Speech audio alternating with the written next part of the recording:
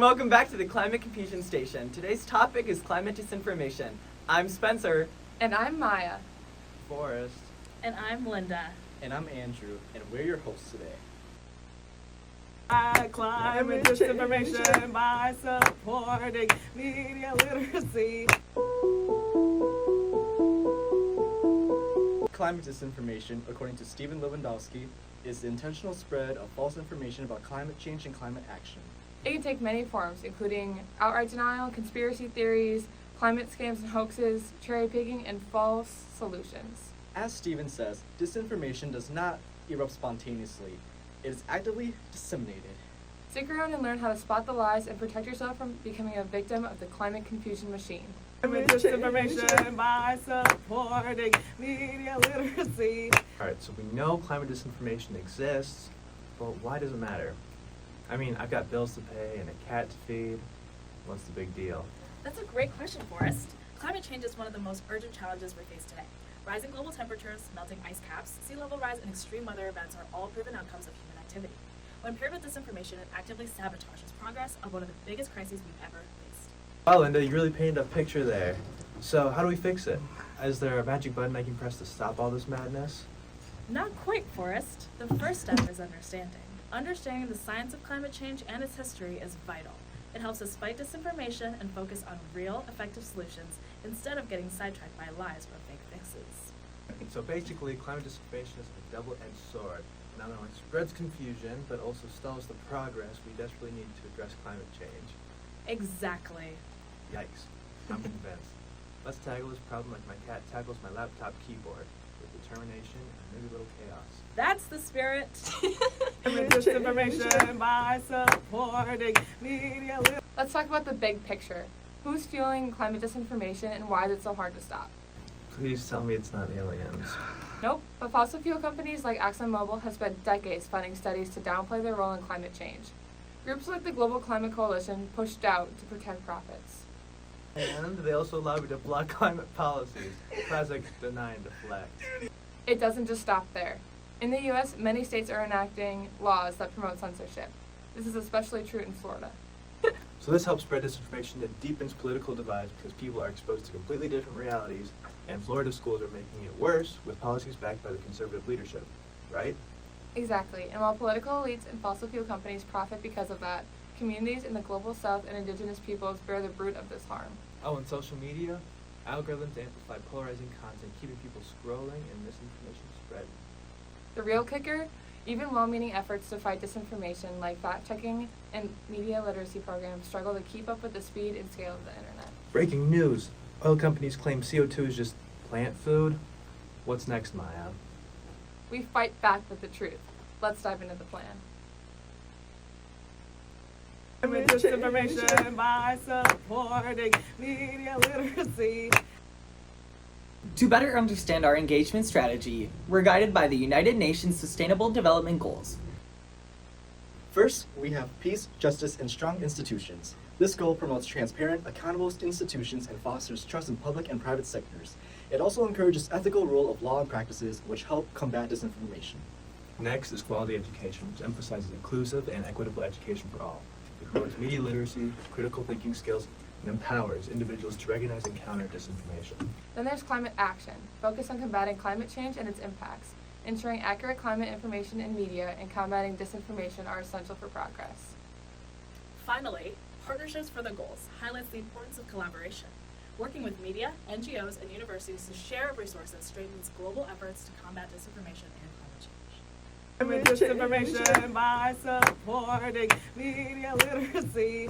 When addressing climate change disinformation, we lean on two leadership frameworks: bright spots and observe, interpret, and intervene, or OII. Let's start with bright spots. This approach focuses on identifying what's already working and scaling that success. One bright spot we've identified is the power of solutions-focused communication and climate education.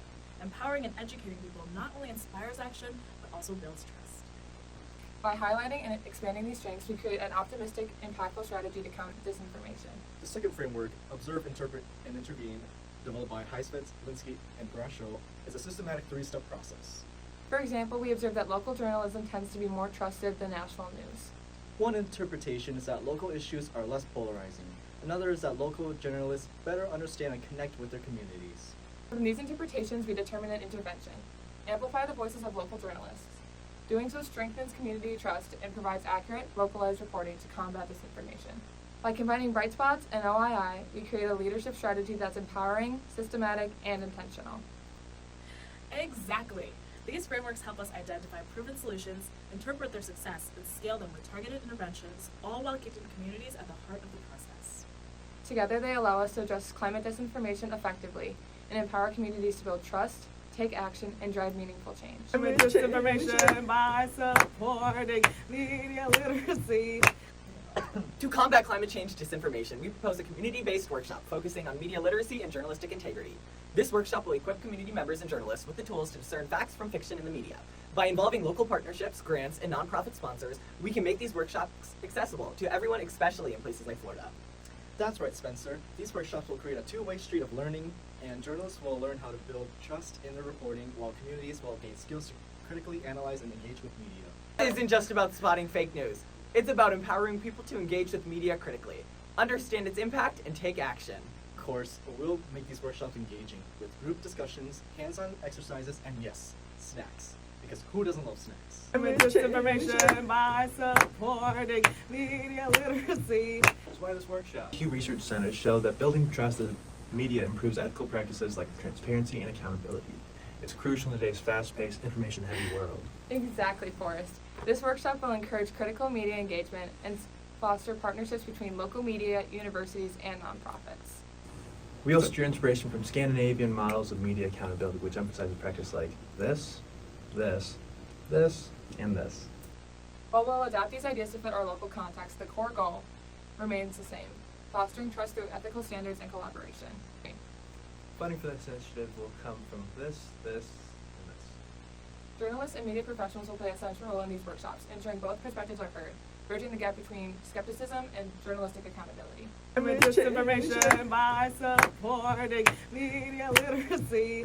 Scandinavian media shows high trust thanks to ethical standards and strong accountability frameworks. Media is often owned by self-governed foundations with high journalist union membership promoting ethics. Plus, platform-neutral state subsidies support innovation and diversity, ensuring independent, unbiased journalism. Global perspectives matter because we can adapt successful models like these to our local context, emphasizing transparency and trust building to combat disinformation. That's where critical citizenship comes in, analyzing systems, understanding power, and advocating for change. Our community-based workshops empower people to expose disinformation, challenge its sources, and demand accountability from those spreading lies. By adapting global strategies and focusing on local needs, we're building informed communities that act to change the conversation. Climate disinformation by supporting media literacy. So, is this plan realistic? Yes. It starts small, tests the waters, and doesn't need huge funding, just partnerships with local organizations. Others have tried, but these efforts haven't been widespread or well-funded. Success means more trust in local media, fewer conspiracy theories on Facebook, and a media-savvy community. We'll track with pre- and post-event surveys, attendance, and follow-up engagement, like people signing up for future workshops. Building trust takes time, like training a dog not to bark at the mailman. It takes months, maybe longer, but it's a start. And that's what counts. We've also made sure this strategy fits the culture. We're not here to lecture, we're here to collaborate. On a global scale, cultural frameworks shape how climate disinformation spreads. In places like the US and Australia, free market values often fuel climate skepticism. Exactly. Confirmation bias is rampant. People seek news that fits their beliefs, even from questionable sources. Fossil fuel companies love this. They use it to create doubt about settled science. And then there's denial. People just don't want to accept how serious climate change is. It's like telling yourself pizza's healthy because it has vegetables. So, how do we know this strategy fits the local context? We didn't come up with it in a vacuum. Many local journalists, community leaders, and people are living with these issues. It's about understanding the community's values. Exactly.